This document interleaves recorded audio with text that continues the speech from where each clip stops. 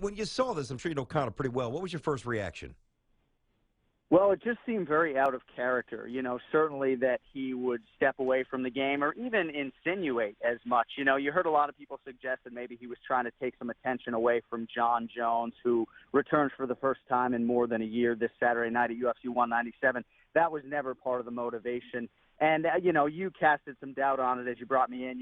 I don't think there's any chance that we have seen the last of Conor McGregor inside the octagon. All of that said, I don't think he'll compete at UFC 200. I think Dana White will stay by his word on that. I don't know if it's posturing for more money or exactly what it is. Some have suggested it might have to do with the fact that one of his teammates was involved in a fight in which a fighter died in Dublin, Ireland within the past couple weeks. So maybe that, put some doubt in his mind. I don't see that as a factor with all due respect to the late João Carvalho. So I just think we just got to be patient, hear what Conor says next, and then we'll know more. John, what is the money issue? I don't think a lot of people don't really understand. Like in boxing back in the day, you knew what the purse was, right? And in MMA and UFC, you don't really know. How big is this money issue, if it is actually a big issue? Well, you're exactly right. A lot of the discretionary bonuses and pay-per-view money allotment is not for public consumption. So you don't know exactly what he made.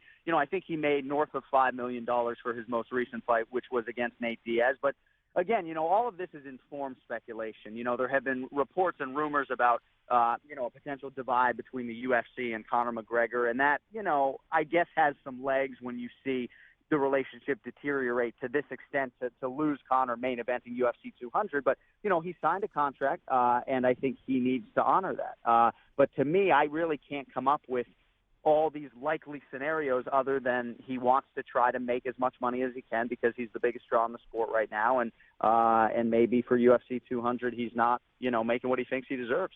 We're talking to Jon Anik here, Fox Sports UFC commentator. And again, some of this is not for public consumption, the numbers, but I thought I saw something yesterday on one of the shows that he is, his fights had the top 3 holes in UFC history. Number one, is that true? Well, UFC 100 is in that mix as well, but he certainly, has 2 of the top 3, and his last 2 pay-per-views have been huge. UFC 196 against Nate Diaz was the biggest pay-per-view, gross pay-per-view in UFC history. So, again, he certainly has some leverage, but, he's already the number 1 or number 2 paid guy on the roster. I think he's number 1. So, again, sign a contract, you got to own up to it. That's just what the angle that I'm choosing to go with it. Some people are suggesting maybe, he doesn't want to fight Nate Diaz, but he asked for this fight. He asked for the stakes or the circumstances to be similar, that it would be 170 pounds again. So I don't know. I just think it's a little bit of posturing on Conor's part. And he's too driven by his MMA legacy, and he's too financially driven. And he's too elite a fighter and a promoter to walk away like this with a tweet. I just don't buy it.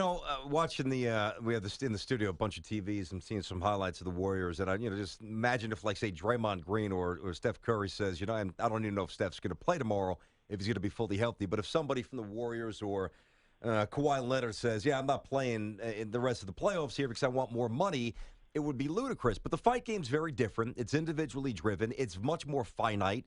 I mean, one shot, God forbid, you might not ever get up. And I understand your position, and I respect it. But if I'm Conor McGregor, or at least sitting from the chair that I sit in every day as a passive admirer of the sport, I think Conor's doing the right thing.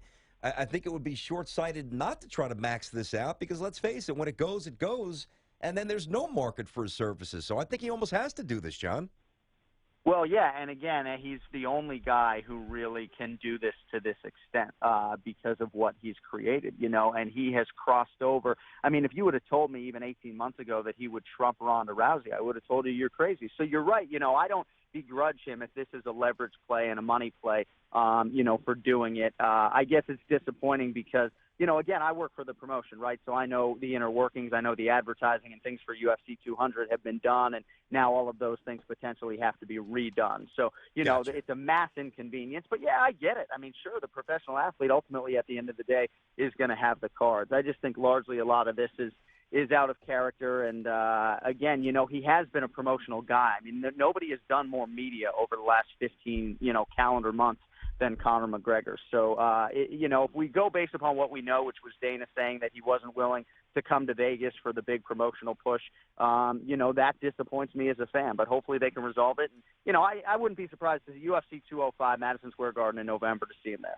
Yeah, but there's nobody's going to miss out on the history. And let's face it, the more that, we're kind of more of a mainstream sports show, but, we've had Conor on the show, and not to, pat ourselves on the back, but in terms of, shows like this, nobody has more of these fighters on than we do, even though we don't profess to know a ton about the sport. I don't know. I just think it's an interesting time, and people are paying attention. We're talking about it, so it can't be the worst thing in the world. Jon Anik with us here from UFC. He's a commentator. Jon Jones has not fought in a long time now. What do we expect? It's been more of the stuff off of the outside of the ring than inside of the ring. But what can we expect? Is it going to be much of the same for Jon, or is there going to be some rust here?